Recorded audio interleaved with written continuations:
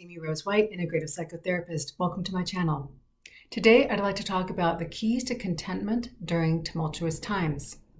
Certainly, we live in tumultuous times, and I believe that going on to the future, we really need to have some concrete tools to remain grounded, find the most peace that we can, and even experience a sense of happiness and calm and contentment despite the rockiness in the environment, which surely is going to continue, I believe, into the next few years at least. So number one is what we choose to focus on. It is like watching a car crash right now in the media. It's very difficult, really, no matter what time you're in, to take your focus away from the scary information, the media, social media, all those forms, friends, family members who might be scared, whatever that is. It might be COVID related, it might be politics related, it might be climate related. Now, I'm not saying not to care and be passionate about these things, but what we choose to focus our energies on is what expands and grows in us. So be very, very careful about what you choose to focus on. You might hear someone say something that gets you thinking, or you might notice something, a news article on your phone, or see a media image that everybody wants to witness and see what happened on that date, that thing. But the more that you give your attention to distressing events beyond your control, because I'm not talking about your immediate environment, but even there, if we're focusing on something negative that happened in our environment rather than what we're going to do now, or what we're learning, or what that really means for us right now, then we're going to actually just feel worse and worse. So be very careful about what images you're focusing on. And that leads me to the number two, is the thoughts that you focus on, and the thoughts that you believe, and the feelings you allow. So we all have this constant stream of all types of thoughts, predominantly negative, because that's how the human brain works. We have a built-in negativity bias, so we tend to actually look for sources of negativity or danger in the environment so that we can stay safe and protect ourselves. However, we do have some choice in the matter once we recognize what we're noticing and what thoughts we're having. A belief is just a thought you think over and over again. So if someone tells you something scary, or you see something difficult in a news image, you will have a thought about, that means X, Y, and Z for me and my family, or that means X, Y, and Z about the planet or the world or humanity. I want you to be very careful about what you believe in your automatic negative thinking, especially in the coming weeks and months, because not all of those, if not most, of those automatic negative thoughts are actually factual. Very few of them actually have evidence behind them that 100% say, yes, that scary, catastrophic thought about the world going to, HE double hockey sticks in a basket is definitely true.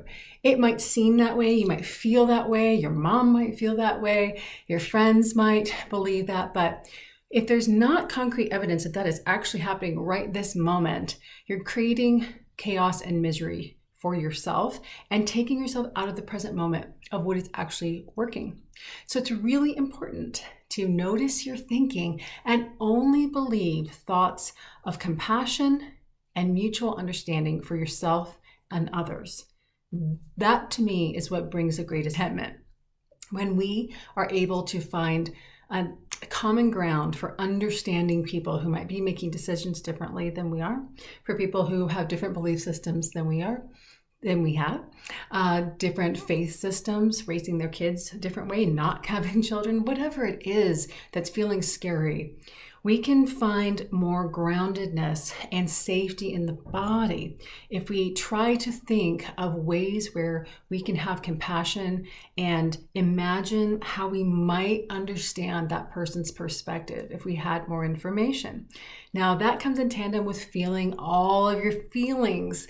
The more you think and ruminate and don't question those automatic negative thoughts and believe them, the more you're actually disassociating from your feeling. Now, a feeling of, I feel afraid when I heard that media headline or read that or saw that image, or my family member is really concerned about whatever it is, whatever that feeling that came up, set aside the thought and breathe through the feeling and feel it completely. You might be feeling really angry or debilitated or powerless or helpless, but then you end up like snapping at someone that you care about, or making a sudden decision because you haven't felt the underlying feeling and identified it completely and allowed it to flow through you and be released to the degree that it can be at that time. So that's really, really important. Watch the thoughts you believe and feel your feelings completely. The last one I'm going to talk about today are to be very mindful of the people that you surround yourself with. Only choose people who lift you up, support you, celebrate your successes, and those whom you completely trust. Now is a more important time than ever to be very, very careful about the company that you keep. I think there's some euphemism about that. You become the company you keep. Could not be more true. If you are keeping people in your sphere, and granted, we can't always choose our family members, but certainly our friends, and even with family, the boundaries that we have, like how much time and exposure we have to those folks when they are not able to lift us up. They don't really support us. They're anxious and worried about us all the time, or they're critical, or they're questioning our decisions, or you're not really sure you could trust them with some important information, or maybe to, just know something that's very vulnerable to you. You don't want to be around those people, especially right now. And, that may or may not actually mean ending relationships, but really think about the compassion and understanding that I'm asking you to engender for others. Really think about whether all the people in your life show up consistently and provide that compassion and mutual understanding for you. So those are the keys to contentment and groundedness in troubled times that I wanted to talk about today. Please let me know below in the comment section if any of this was helpful for you, what resonated, what didn't. Thank you for subscribing, liking, and sharing these videos. And until next time, may you be happy, may you be well, may you be at peace. Bye for now.